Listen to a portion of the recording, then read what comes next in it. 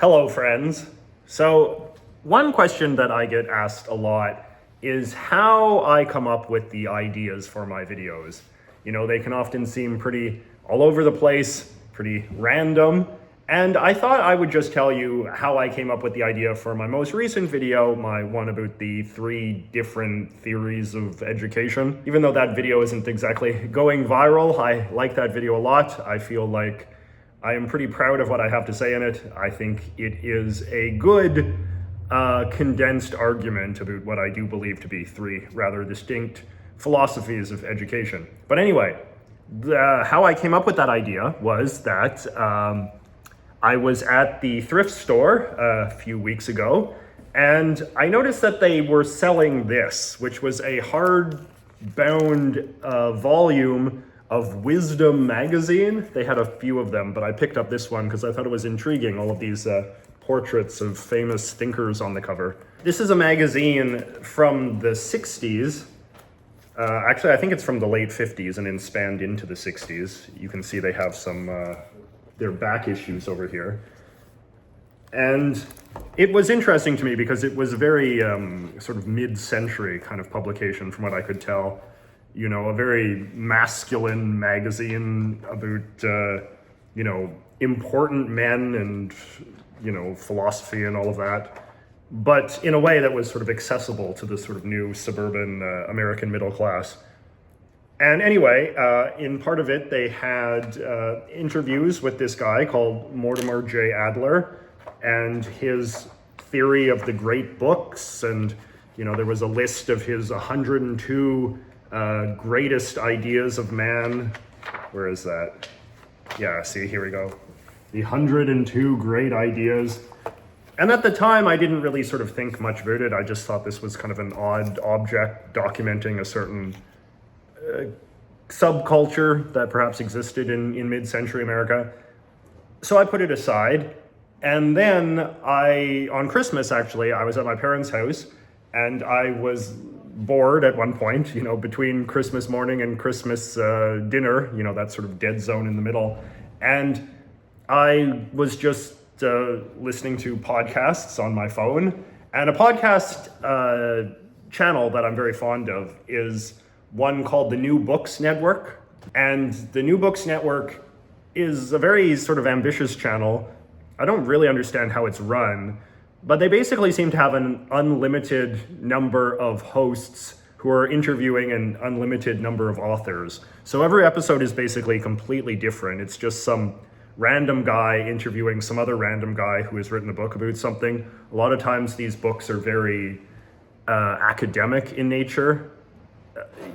You know, a lot of times they are sort of mass, you know, popular books, but a lot of times they're, you know, that they're books of a sort of more kind of serious sort, books that maybe you would not be able to so easily buy at the Barnes and Noble, but are published by, you know, university press and this sort of thing. Anyway, so on Christmas Day, I was just flipping through, listening to a random one, and it was an interview with a guy called Tim Lacey, who had written a book called The Dream of a Democratic Culture. And he was describing this guy who was sort of a major mid-century American philosopher, and he had been promoting this idea of the great books as sort of the source of all wisdom, and he was had sold his sort of canon of the great books, his list, to Encyclopedia Britannica, and then Encyclopedia Britannica made this set of the great books and sold them door to door, and it was this whole kind of phenomenon in the late 1950s. And as he was describing this guy on this podcast, I was thinking, this sounds very familiar. And then so when I went home, I picked up, you know, Wisdom magazine, and I found out that yes, the guy that he was describing on the podcast was in fact Mortimer J. Adler, the fellow who I had been reading about. There he is right there, Mortimer Adler.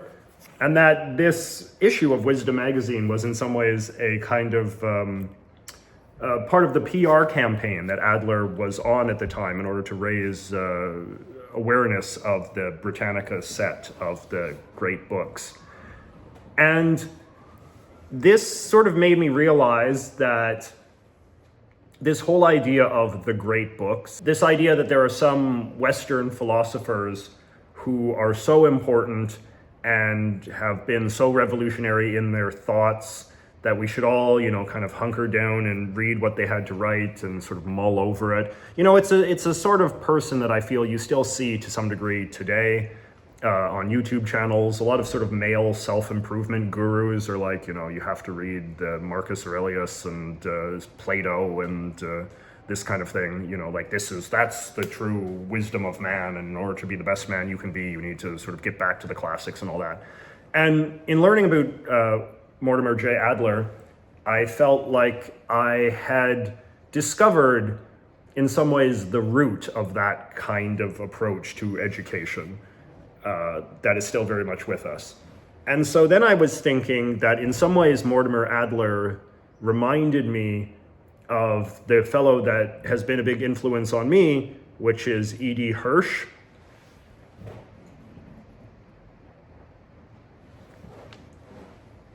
I've got one of his books right here, How to Educate a Citizen. This is, I believe, his most recent book.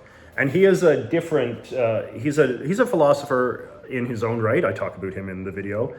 But his philosophy is based on fact-based knowledge rather than ideas-based knowledge.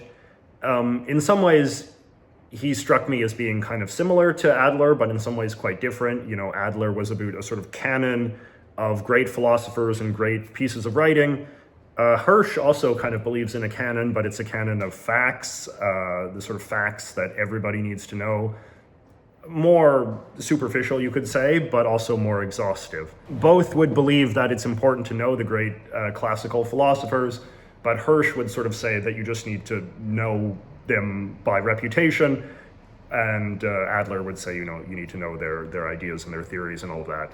So anyway, I immediately, once I sort of got a better sense of who Adler was, I kind of got a sense that, okay, Hirsch is kind of in conflict or in conversation with Adler. Hirsch was quite an influential philosopher in the 1980s in terms of his approach to education. And as I say in the video, I think it's still very present with us today, particularly when it comes to sort of conservative attitudes towards education reform.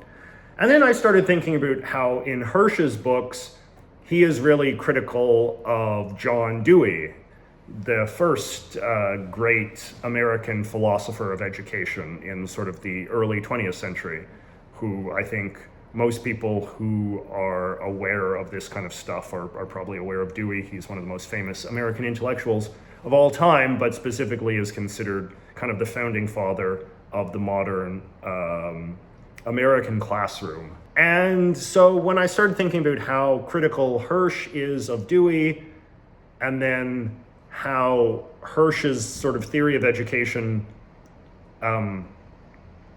compares and contrasts with Adler's theory of education, it started to make me realize that maybe we all kind of fit into one of these three categories. I started to realize, okay, I'm very Hirschi in that I believe very much in the importance of facts and fact-based knowledge.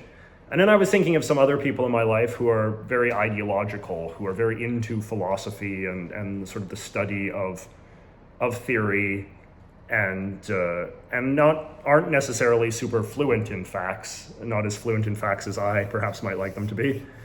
And then I started thinking about that other video I made quite some time ago in which I talked about sort of the central conflict between skills-based education and facts-based education. And the degree, I didn't say this in the video, but I was thinking about the degree that skills-based education is very much a sort of Dewey philosophy. So anyway, I'm starting to have a sort of understanding that there's basically sort of not only three great theories of different forms of education, but that we can identify sort of three different American philosophers with each tradition. And then I sort of think, okay, there could be a video in this. Like I could turn this kind of observable reality, or at least this kind of like theory that I have developed of these sort of three schools of thought and the way that there's three philosophers in conversation with each other. I was thinking, okay, this seems like it's the structure of a video now. And so, I learned more about all three of the men, and I got to writing, and yeah, and I made that video. So I don't know if that was interesting to you.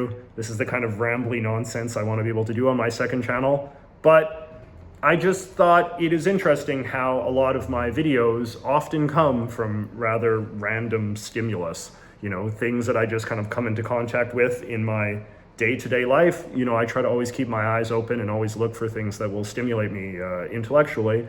And it turned out it was this random thing that I found at the thrift store, and it produced the video that hopefully you have all watched by now.